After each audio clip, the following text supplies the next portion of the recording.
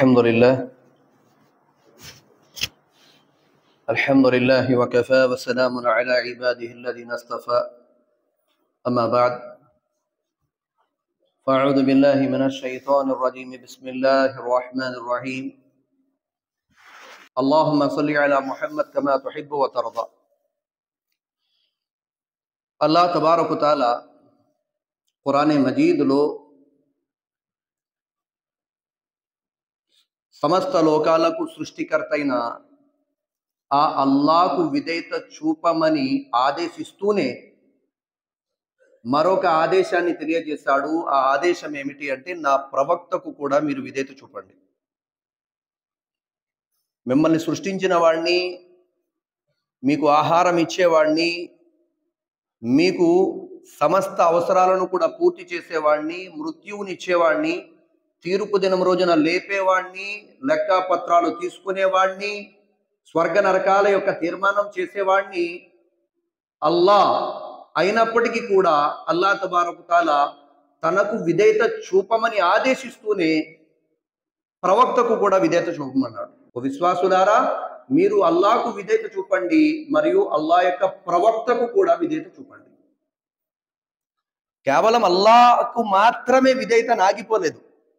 అల్లాహ్తో పాటు ప్రవక్త హజరత్ ముహమ్మద్ సల్లల్లాహు తఆలా అలైహి వసల్లం గారికి విధేయత చూపమని కూడా ఆదేశించడం జరిగింది. మరో చోట అల్లాహ్ తబారక తఆలా తెలియజేశాడు. ఏమని? ఎవరైతే ప్రవక్తకు విధేయత చూపుతారో వాస్తవముగా వారు అల్లాహ్కు విధేయులవుతున్నట్టు అన్నాడు అల్లాహ్. ఎవరైతే ప్రవక్తకు విధేయత చూపుతున్నారో వారు వాస్తవముగా అల్లాహ్కు విధేయులవుతున్నట్టు అన్నాడు అల్లాహ్. అంటే ఇక్కడ క్లియర్గా మనకు అర్థమవుతుంది, ప్రవక్త వారి యొక్క విధేయత గురించి, ప్రవక్త వారి యొక్క అనుసరణ గురించి ఈ సమస్త లోకాల సృష్టికర్త అయిన అల్లాహ్ ఆజ్ఞ ఉంది. ఆయన ఆజ్ఞాపిస్తున్నాడు, ప్రవక్త వారికి విధేయత చూపండి, ఆయన మాట వినండి అని అల్లాహ్ యొక్క ఆదేశం.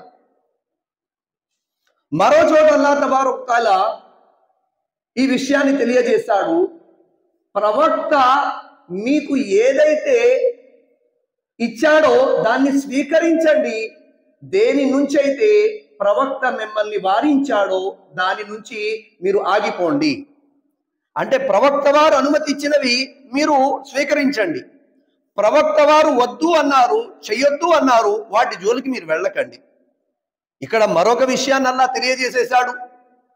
ప్రవక్త వారి యొక్క విధేయత ఎంత ఉండాలి అంటే, ప్రవక్త వారు ఏదైతే అనుమతిస్తారో అవన్నీ కూడా మీరు స్వీకరించండి. ప్రవక్త వారు ఏ విషయాలనైతే వారిస్తారో, అనుమతించారో, చెయ్యొద్దు అంటారో వాటి జోలికి మీరు వెళ్ళకండి. ఇక్కడ క్లియర్గా మూడో విషయం అర్థమైపోయింది. ఇక నాలుగో విషయం అల్లాహ్ తబారక తఆలా ఖురాన్ మజీదులో క్లియర్గా తెలియజేసేశాడు. ఏమని? ఎవరైతే అల్లాహ్ యొక్క ప్రేమని పొందాలి అనుకుంటున్నారో, ప్రవక్త మీరు ఇలా అనండి, ఎవరైతే అల్లాహ్ యొక్క ప్రేమ కావాలి అనుకుంటున్నారో, అల్లాహ్ వారిని ప్రేమించాలి అనుకుంటున్నారో, ప్రవక్త మీకు విధేయతగా వారి జీవితాన్ని గడపమనండి. అల్లాహ్ వారిని ప్రేమిస్తాడు, వారి పాపాలు క్షమిస్తాడు. అంటే అల్లాహ్ ప్రేమించాలి అంటే, అల్లాహ్ మన పాపాలు క్షమించాలి అంటే అల్లాహ్ యొక్క ఆదేశం ఏమిటి అంటే, నా ప్రవక్త యొక్క అడుగు జాడల్లో నడవండి. ఇక్కడ క్లియర్గా అల్లాహ్ తబారక తఆలా తెలియజేసేశాడు. అయితే సోదరులారా, సోదరీమణులారా, దైవ ప్రవక్త హజరత్ ముహమ్మద్ సల్లల్లాహు అలైహి వసల్లం కూడా హదీసులో క్లియర్గా కొన్ని విషయాలు తెలియజేసేశారు. ఏమని తెలియజేశారు? అల్లాహ్కే నబీ అన్నారు, నా అనుచర సమాజం అందరూ కూడా స్వర్గానికి వెళ్తారు, వారు తప్ప. శిష్యులు ప్రశ్నించారు, ఓ ప్రవక్త, ఎవరు వారు స్వర్గంలోకి వెళ్ళలేని వారు? ప్రవక్త వారు అంటున్నారు, ఎవరైతే నాకు విధేయుల జీవితం గడుపుతారో, ఎవరైతే నాకు విధేయత చూపుతారో వారు స్వర్గానికి వెళ్తారు, ఎవరైతే నాకు అవిధేయులు అవుతున్నారో వారు స్వర్గానికి వెళ్ళేవారు కాదు. అంటే ప్రవక్త వారి విధేయత స్వర్గానికి మార్గము, ప్రవక్త వారికి అవిధేయత అనేది స్వర్గం నుంచి దూరం అవడానికి మార్గము, అంటే నరకానికి మార్గము. అయితే సోదరులారా, సోదరీమణులారా, మరి ప్రవక్త వారి యొక్క విధేయత గురించి ఈ విధంగా ఖురానే తెలియజేసింది, ఈ విధంగా అల్లాహ్ యొక్క ఆదేశాలే ఉన్నాయి. మరి అలాంటి ప్రవక్త వారి యొక్క సుగుణాలు మన జీవితంలో రావాలి అంటే, ఆ ప్రవక్త వారి యొక్క జీవన విధానం మనకి తెలియాలి అంటే, మనము ప్రవక్త వారి యొక్క జీవితాన్ని అధ్యయనం చేయాల్సిన అవసరం ఎంతైనా ఉంది. కానీ ప్రస్తుత సమాజంలో కొందరు ఇలా తయారైపోయారు, కేవలం ఖురాన్ ఉంటే సరిపోద్ది, హదీస్తో అవసరం లేదు. నౌజు బిల్లాహ్, అల్లాహ్ క్షమించుగాక. కొందరు ఇలా తయారైపోయారు, కేవలం అల్లాహ్ యొక్క ఆజ్ఞ పాటిస్తే సరిపోతుంది, ప్రవక్త వారి సాంప్రదాయం అవసరం లేదు. నౌజు బిల్లాహ్, అల్లాహ్ క్షమించుగాక, అల్లాహ్ మనల్ని రక్షించుగాక. అందుకే దైవ ప్రవక్త సల్లల్లాహు అలైహి వసల్లం గారు 1400 సంవత్సరాల క్రితమే అన్నారు, ప్రజలారా ఒక కాలం ఇలా రానున్నది, అప్పుడు కొందరు మెత్త మెత్తని పరుపుల మీద పడుకొని వారిలాగా అంటారు, ఏమని, మనం కేవలం ఖురాన్ లో హలాల్ అని అల్లాహ్ చెప్పిన మాటని మనం ఆచరిస్తే సరిపోతుంది, కేవలం ఖురాన్ లో హరామ్ అని చెప్పిన మాటని మనం దూరంగా ఉంటే సరిపోతుంది అని చెప్పంటారు. జాగ్రత్త, అల్లాహ్కే నబీ అన్నారు, జాగ్రత్త, అలాంటి వారిని మీరు దగ్గరికి రానివ్వకండి, మీరు కూడా వారి దగ్గరికి వెళ్ళకండి అన్నారు అల్లాహ్కే నబీ సల్లల్లాహు అలైహి వసల్లం. ఎందుకు ఈ మాట చెప్పారు? అల్లాహ్ యొక్క ఆదేశం ఉంది, ఏమని, విశ్వాసులారా అల్లాహ్కు విధేయత చూపండి, అల్లాహ్ యొక్క ప్రవక్తకు విధేయత చూపండి అని చెప్పి. వీళ్ళు ఏమంటున్నారంటే, అవసరం లేదు, అల్లాహ్ మాట అంటే సరిపోతుంది, ప్రవక్త ఎక్కడి నుంచి వచ్చాడండి? నౌజు బిల్లాహ్, ప్రవక్త రాకుండా ఖురాన్ ఎవరిచ్చారండి? ప్రవక్త రాకుండా ఖురాన్ ఎవరు ఇచ్చారండి? మీ ఇంట్లోకి వచ్చిందా ఏంటి జిబ్రాయిల్ తీసుకొచ్చి? అస్సలాము అలైకుం అఫ్రోజ్ భాయ్, మీకు ఖురాన్ వచ్చింది, అల్లాహ్ పంపించాడని చెప్పి రాత్రి తీసుకొచ్చి ఇచ్చారా? అస్సలాము అలైకుం బాబ్జీ భాయ్, విశాఖపట్నం మీకు ఖురాన్ వచ్చింది, అస్సలాము అలైకుం ముఫ్తీ సాబ్, మీ ఇంట్లో ఖురాన్ వచ్చింది ఏంటి? ఇలా వచ్చిందా? కాదు కదా. అంతిమ ప్రవక్త, ఆఖరి ప్రవక్త హజరత్ ముహమ్మద్ సల్లల్లాహు అలైహి వసల్లం గారి యొక్క హృదయ పలకంపై అల్లాహ్ తబారక తఆలా జిబ్రాయిల్ అమీన్, దైవదూతల యొక్క నాయకుడు జిబ్రాయిల్ అలైహిస్సలాతు వస్సలాం గారి ద్వారా ప్రవక్త వారికి అందజేశాడు కదా ఖురాన్ని. ఆ ప్రవక్త అవసరం లేదా? అల్లాహ్ క్షమించుగాక. ఏ ప్రవక్త గారి ద్వారా అయితే ఖురాన్ మీ ద్వారా చేరిందో, ఏ ప్రవక్త వారి ద్వారా అయితే ఖురాన్ ప్రపంచ మానవులందరికీ కూడా అల్లాహ్ తబారక తఆలా పంపించాడో, ఆ ప్రవక్త అనుసరణ అవసరం లేదా? సోదరులారా, పెద్దలారా, అందుకోసమే అల్లాహ్కే నబీ అన్నారు, జాగ్రత్త, ప్రళయానికి ముందు ఇలాంటి ప్రజలు వస్తారు, వారు కేవలం ఖురాన్ అంటేనే సరిపోద్ది అంటారు, ఇంకా ప్రవక్త వారి మాట అవసరం లేదంటారు, ప్రవక్త వారి బోధనలు అవసరం లేదంటారు. జాగ్రత్త సుమా, అలాంటి వారిని మీ దగ్గరికి రానివ్వకండి, మీరు కూడా వారి దగ్గరికి వెళ్ళకండి.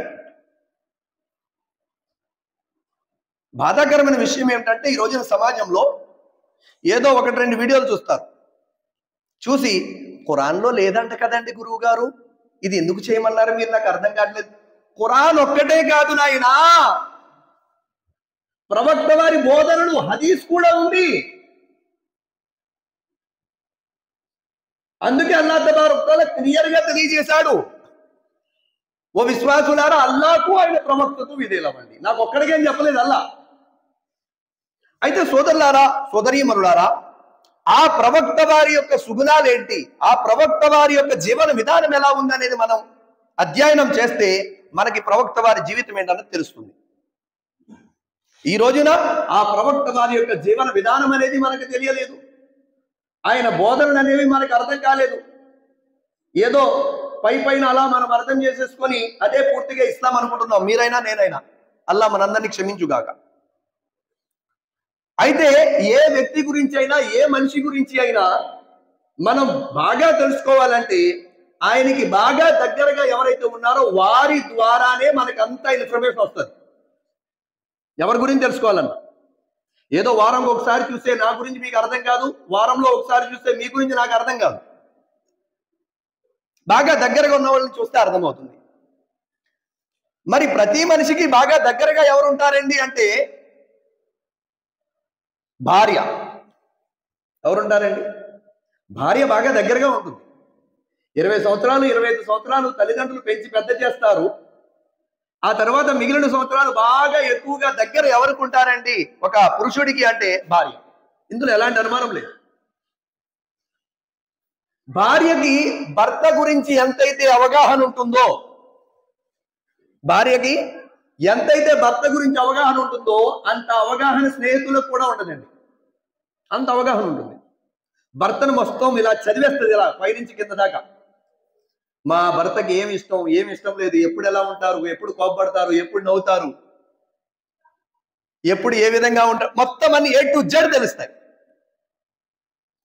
అందుకే ఉమ్ముల్ మోమినీన్ విశ్వాసుల మాతృమూర్తి హజరత్ ఆయిషా రదియల్లాహు తఆలా అన్హా గారితో ఒక వ్యక్తి వచ్చి ప్రశ్నిస్తాడు, అమ్మగారు ప్రవక్త వారి యొక్క జీవన విధానం ఎలా ఉండేది? అప్పుడు అమ్మ ఆయిషా రదియల్లాహు తఆలా అన్హా చాలా క్లుప్తంగా జవాబిస్తారు, చాలా సులువుగా, చాలా అర్థమయ్యే విధంగా. ఏమని? నీవు ఖురాన్ పఠించలేదా? ఖురాన్ లో ఏ యొక్క సుగుణాల గురించి అయితే అల్లాహ్ తెలియజేశాడో ఆ సుగుణాలనే ప్రవక్త వారి జీవితంలో చూడొచ్చు. ఇవి కొత్తగా ఏమీ ఉండవు. ఇక్కడ రెండు విషయాలు మనం అర్థం చేసుకోవాలి. ఒకటి ఏమిటి అంటే భర్త గురించి భార్యకి చాలా ఎక్కువగా తెలుస్తుంది. రెండోది ఏమిటి అంటే ఇక్కడ ప్రవక్త వారి కోసం అమ్మ ఆయిషా గారు ఉపయోగించిన మాట ఏమిటి? నీవు ఖురాన్ చదవలేదా? ఖురాన్ చదివితే ఏ సుగుణాలు అయితే చెప్పబడ్డాయో సేమ్ టు సేమ్ సుగుణాలు ప్రవక్త వారి జీవితం. ఒక ఉదాహరణ, ఒక నమూనా, ఇంకెవరో కాదు. అందుకే ఖురాన్ మజీదులో అల్లాహ్ తబారక వ తఆలా అంటాడు, ఓ ప్రవక్త మీరు మంచి సుగుణాలలో అత్యున్నతమైన శిఖరానికి చేరిపోయారంటాడు అల్లాహ్. ఓ ప్రవక్త మీరు మంచి సుగుణాలలో అత్యున్నతమైన శిఖరానికి వెళ్ళిపోయారు, మీరు చాలా ఉన్నతమైనటువంటి శిఖరానికి వెళ్ళిపోయారు మీరు. ఆయన అఖలాక్, ఆయన సుగుణాలు ముస్లింలు కాదండి, ముస్లిమేతరులు కూడా ఆయన సుగుణాలకి దాసోహం అయిపోయేవారు. ప్రవక్త వారి యొక్క నడవడికను చూసి భద్ర శత్రువులు కూడా కరిగిపోయేవారు. అలాంటి ఉదాహరణలు ఎన్నో ఉన్నాయి ప్రవక్త వారి జీవితంలో. అయితే ప్రవక్త వారి యొక్క సుగుణాలలో ఒక సుగుణం ఏమిటి అంటే ప్రవక్త వారి యొక్క పెదవుల మీద ఎల్లప్పుడూ కూడా చిరునవ్వు ఉంటూ ఉండేది అత్యధికంగా. సమాజంలో రెండు రకాలైన మనుషులు కనిపిస్తుంటారు. రెండు రకాలైన మనుషులు. ఒకరేంటంటే ఎప్పుడు సీరియస్, ఎనీ టైం సీరియస్. ప్రపంచంలో ఉన్న కష్టాలు ఏదో ఈయనకే ఉన్నట్టు, ప్రపంచంలో ఉన్న బాధ్యత లేదు ఈయనకే ఉన్నట్టు చాలా సీరియస్గా ఉంటాడు. అందరూ నవ్వుతున్నా సీరియస్గా ఉంటుంది. ఇది ఇది ఇంకా బాధాకరం. కొందరు అలాగే ఉంటారు, అందరూ నవ్వుతుంటారు బాబు, ఈయన మాత్రం చాలా సీరియస్గా ఉంటాడు. నవ్వవయ్యా బాబు, నువ్వు అలా సీరియస్గా ఉంటే పక్కన వాళ్ళు టెన్షన్ వచ్చి చచ్చిపోతారు. మనం అందరూ నవ్వుతుంటే ఏంట్రా బాబు ఎంత సీరియస్గా ఉన్నాడు అని చెప్పి. మరో రకం ఎవరంటే నవ్వుతూనే ఉంటారు, అత్యధిక నవ్వు. ఎందుకు నవ్వుతాడో అర్థం కాదు. ఇలాంటి వాళ్ళు కూడా తగులుతారు. కానీ ప్రవక్త సల్లల్లాహు అలైహి వసల్లం గారి జీవితాన్ని మనం కనుక అధ్యయనం చేస్తే వారి యొక్క ముఖము మీద అత్యధికంగా చిరునవ్వు కనిపిస్తూ ఉండేది. అత్యధికంగా ప్రవక్త హజరత్ ముహమ్మద్ సల్లల్లాహు అలైహి వసల్లం అత్యధికంగా మొట్టమొదటిగా ఎవరైనా ఒక ముస్లిం కనపడితే ముందుగా సలాం వీరే చెప్పేసేవారు, అస్సలాము అలైకుం అని చెప్పి. వారికి చెప్పే అవకాశం ఇచ్చేవారు కాదు, చెప్పే అవకాశం ఇచ్చేవారు కాదు అవతల వ్యక్తికి. అస్సలాము అలైకుం వెంటనే. దురదృష్టం ఏంటంటే నేను పెద్ద మనిషిని, ఆయన నాకు సలాం చేయాలా.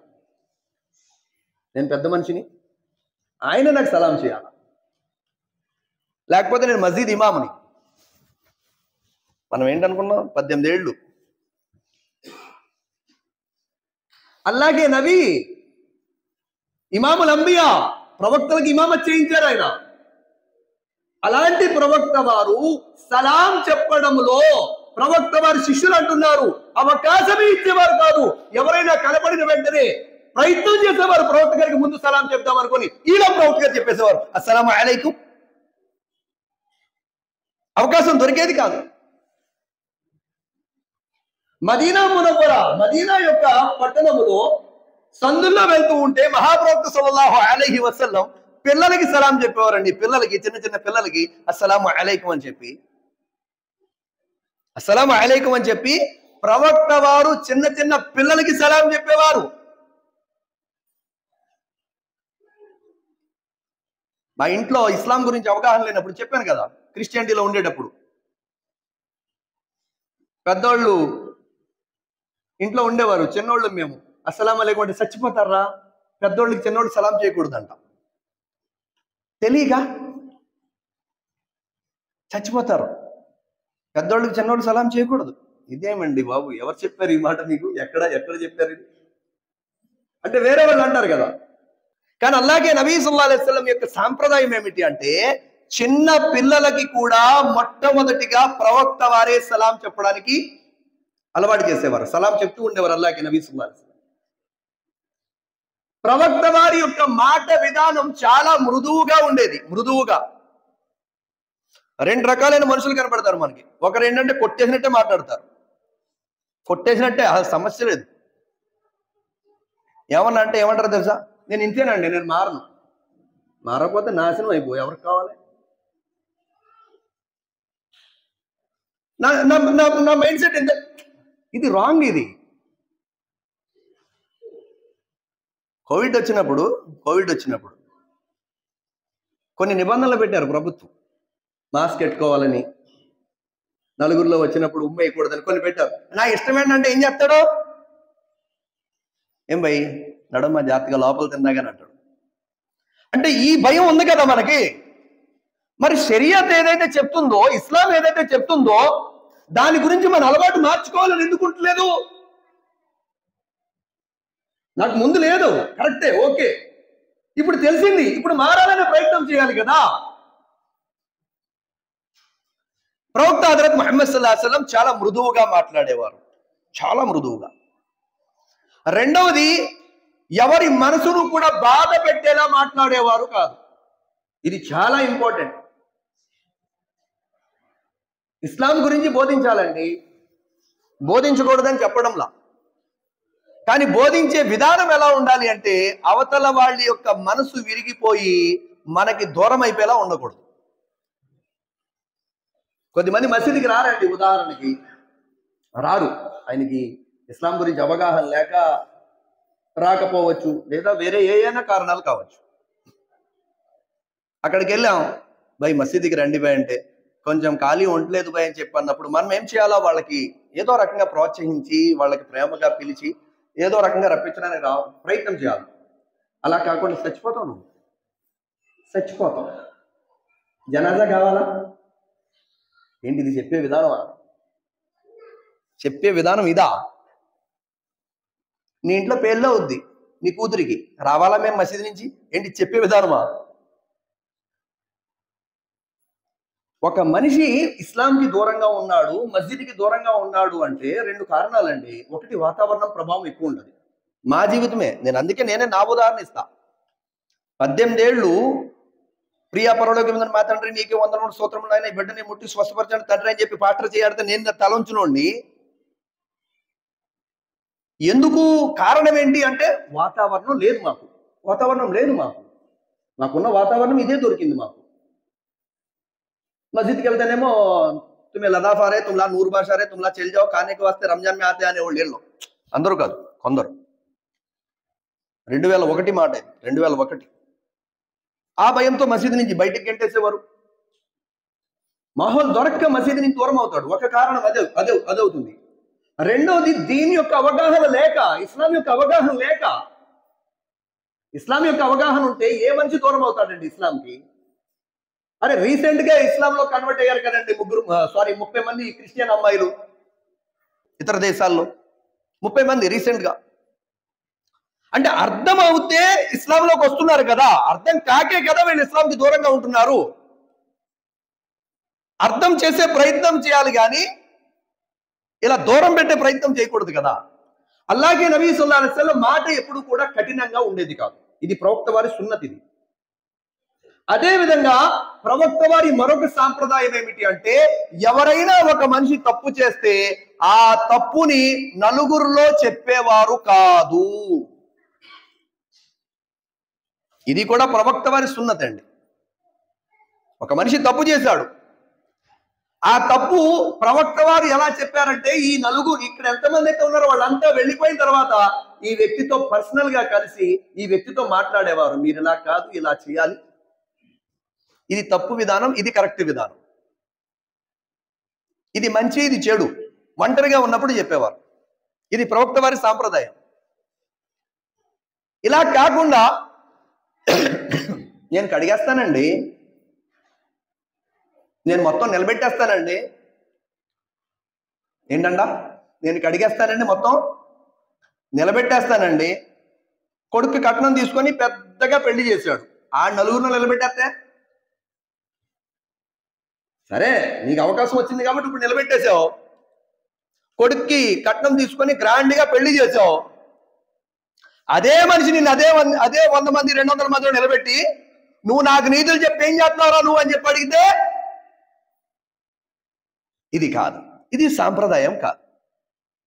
ప్రవక్త హజరత్ ముహమ్మద్ సల్లల్లాహు అలైహి వసల్లం తప్పుని చెప్పేవారు, కానీ ఆ తప్పుని నలుగురు లేనప్పుడు ఆ వ్యక్తి ఒంటరిగా చెప్పేవారు. ఇమాముగా ప్రవక్త వారు బాధ్యతలు స్వీకరించినప్పుడు మాత్రం గట్టిగా జుమ్మా ఖుత్బాలో తప్పులు చెప్పేవారు.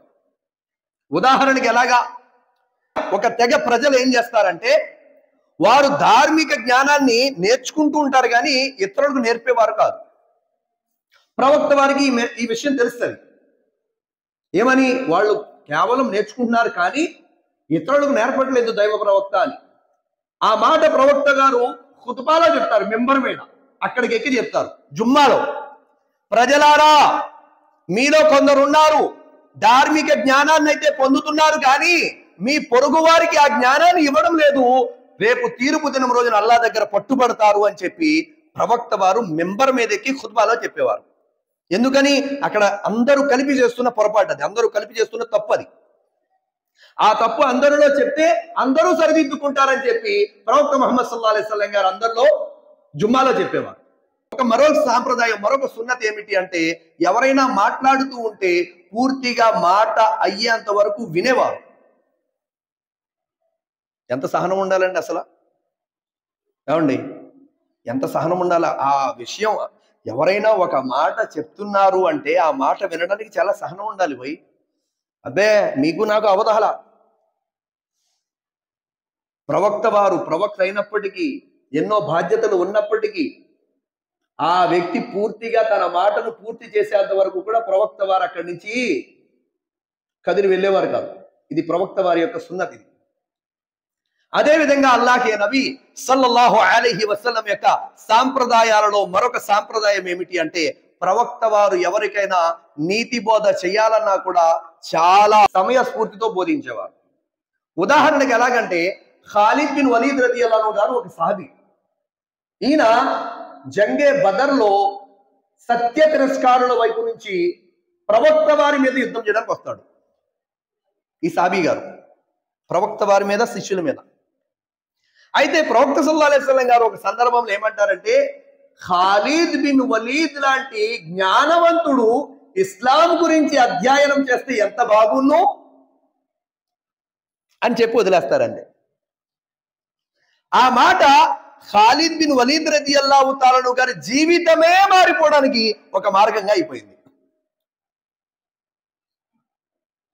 అందుకోసమే సోదరులారా, పెద్దలారా, ప్రవక్త వారి యొక్క సాంప్రదాయాలు ఈ రోజున మన జీవితంలో లేవు. అల్లా మనందరినీ క్షమించుగాక. అలాగే అల్లాహే నబీ సల్లల్లాహు అలైహి వసల్లం గారు ఎప్పుడైతే మదీనా మునవ్వరా వెళ్ళారో, మదీనా మునవ్వరాలో ప్రవక్త వారు ఒక ఇంట్లో 10 మంది ఉండేవారు. ఒక ఇంట్లో ఎంతమంది ఉండేవారండి? 10 మంది. ఎందుకని? వీళ్ళంతా కూడా ముహాజిర్ కదా, మక్కా నుంచి వలస వచ్చారు కదా, మదీనాలో అన్ని ఇల్లు లేవు. అప్పుడు ఏం చేసేవారంటే ఒక్కొక్క ఇంట్లో 10 మంది ఉండేవారు. ప్రవక్త వారు కూడా ఒక సహబీ గారి ఇంట్లో ఉంటారు. అక్కడే వారంతా కూడా అక్కడ ఉన్నటువంటి మేక పాలుతోటి, మేకలు ఉండే కదండి, ఆ మేకల యొక్క పాలుతోటి ప్రవక్త వారు ఆ మిగతా 9 మంది కూడా త్రాగి ఆకలి తీర్చుకునేవారు.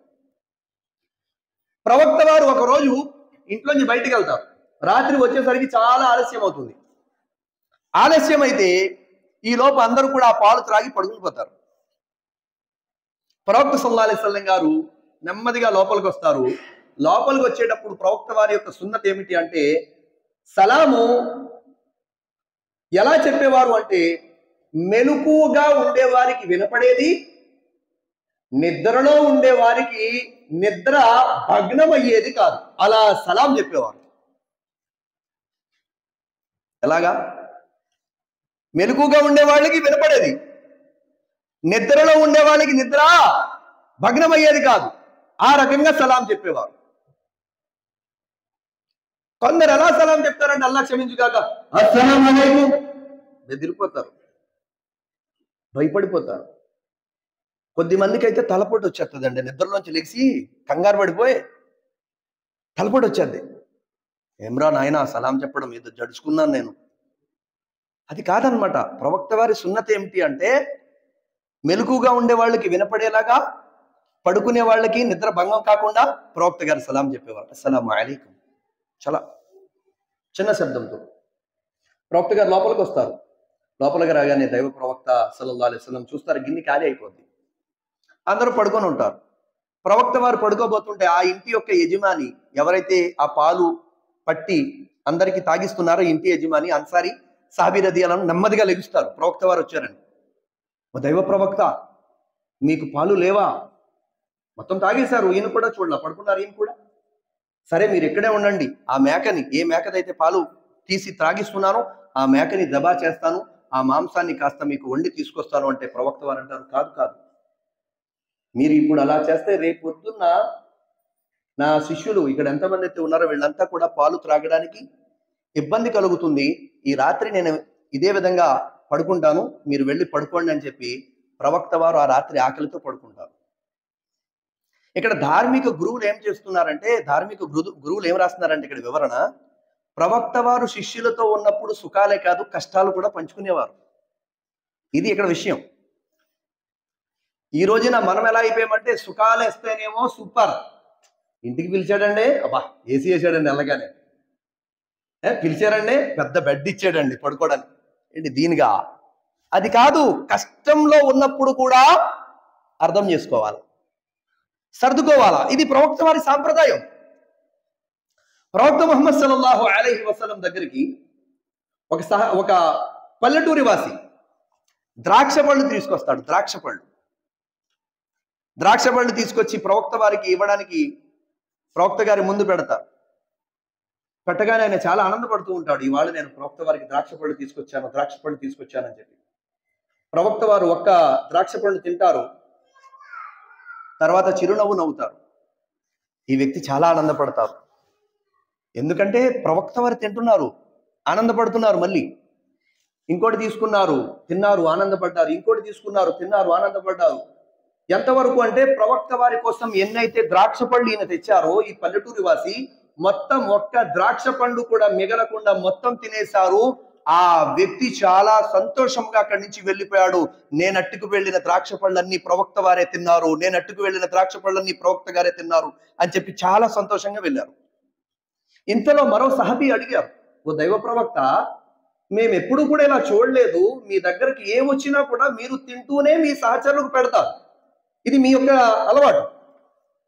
పాలు వచ్చినా సరే మీరు త్రాగినా త్రాగకపోయినా ముందు శిష్యులకి ఇచ్చిన తర్వాత మీరు త్రాగుతారు, లేదా మీరు త్రాగైనా శిష్యులకి ఇస్తారు. మీరు ఎప్పుడు కూడా ఒంటరిగా తాగడం, ఒంటరిగా తినడం మేము చూడలేదు.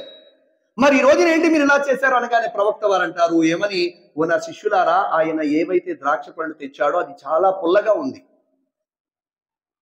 ఒకవేళ నేను గనక మీలో ఎవరికైనా ఒక్క ద్రాక్ష పండు ఇచ్చిన ఎడల మీరు దాన్ని తిని అయ్యో చాలా పుల్లగా ఉంది, ఎంత పుల్లగా ఉంది ఏంటి అని చెప్పంటే ఆ తెచ్చిన వ్యక్తి మనసు గాయమవుద్దేమో అని చెప్పి ఆ మాట ఆయనకి తెలియకూడదని మొత్తం ద్రాక్ష పళ్ళు నేను తిన్నానయ్యా అని చెప్పి అన్నారు. ఇది అల్లాకే నబీ యొక్క అఖలాక్. ఇది అక్కడ పేరు కూడా పెట్టలేదు అల్లాకే నబీ సల్లల్లాహు అలైహి వసల్లం. ఈ రోజున కొందరు ఎలా ఉంటారంటే పేరు పెట్టని రోజే గడవదు ఇంట్లో భార్యకి. ఏం వండినా ఉప్పు తక్కువ ఉందే, ఏం వండినా కారం ఎక్కువ ఉందే, ఏం వండినా మసాలా సరిగ్గా వేయలేదే, ఏం వండినా ఆయిల్ ఎంత వేస్తే ఎందుకే, ఏం వండినా ఏంటి అన్నిటికీ పేరేనా, ఇంక మీరు వండుకోండి, వచ్చి గొడవ వదిలిపోద్ది. ఇంకా భార్య అదే అనాలా, ఇంక మీరు వండుకోండి, ఇంకా గొడవ వదిలిపోద్దని. అలాగే నబీ సల్లల్లాహు అలైహి వసల్లం యొక్క సాంప్రదాయం, వారి యొక్క సున్నతులు మనకు అర్థం కాలేదు.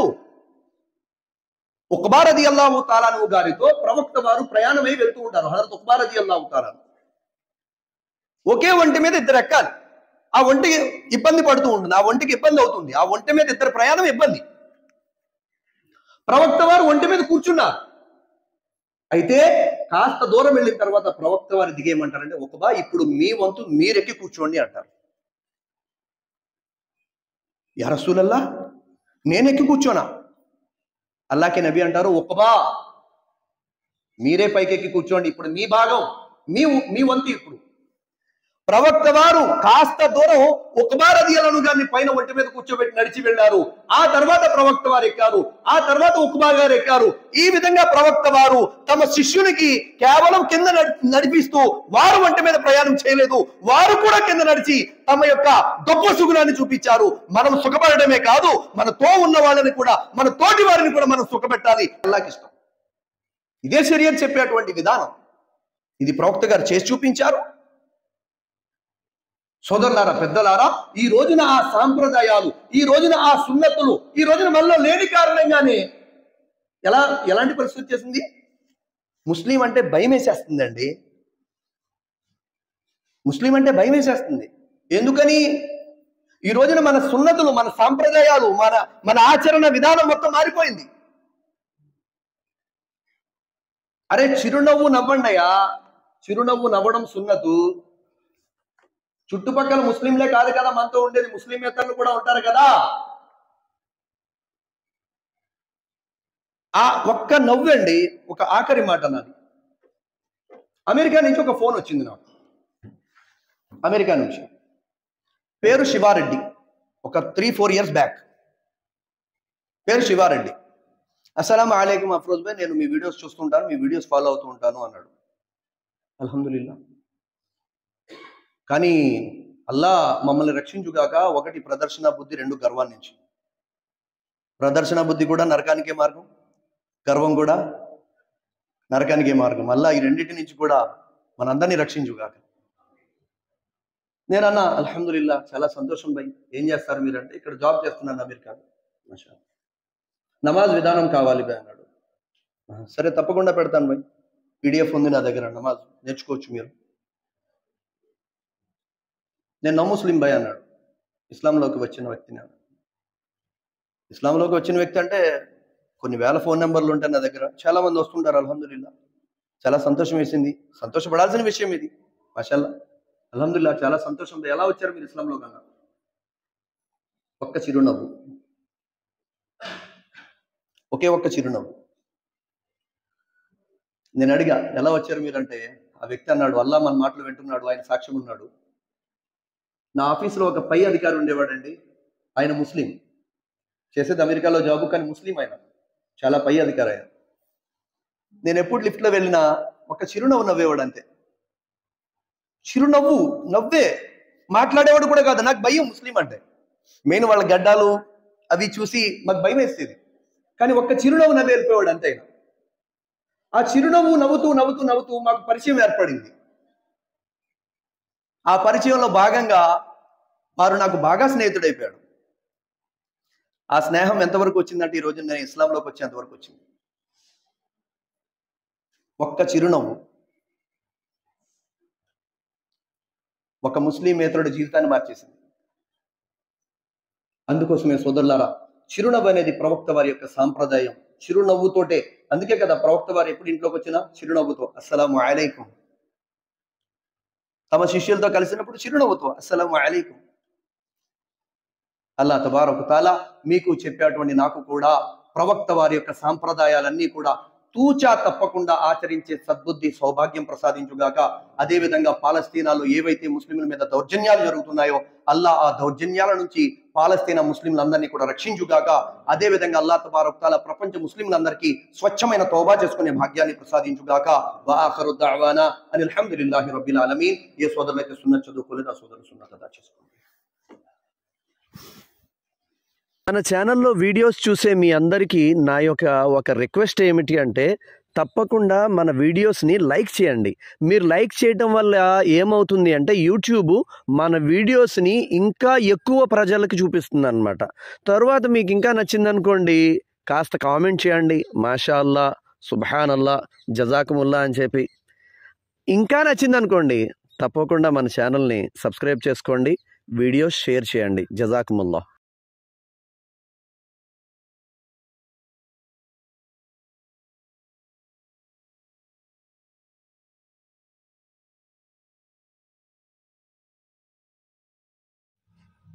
అస్సలాము అలైకుం వరహ్మతుల్లాహి వబరకాతుహు. సోదరులారా సోదరీమణులారా, అల్లా దయ వల్ల మన తెలుగు ఇస్లాం యూట్యూబ్ ఛానల్ ఆధ్వర్యంలో 5 గ్రూపులు ఉమ్రాకి వెళ్ళి వచ్చారు. అల్హమ్దులిల్లా. ఇప్పుడు 6వ గ్రూపు 2024 సంవత్సరం ఫిబ్రవరి 15వ తారీఖు బయలుదేరుతుంది. మీలో ఎవరైనా మాతో ఈ ఉమ్రా ప్రయాణంలో రావాలి అనుకుంటే 8332932972 అలాగే అర్షద్ అహ్మద్ బై నంబర్ 9885678634కి కాంటాక్ట్ చేయండి. జజాకుముల్లాహు ఖైరా. పూర్తి వివరాలు తెలియజేయబడతాయి.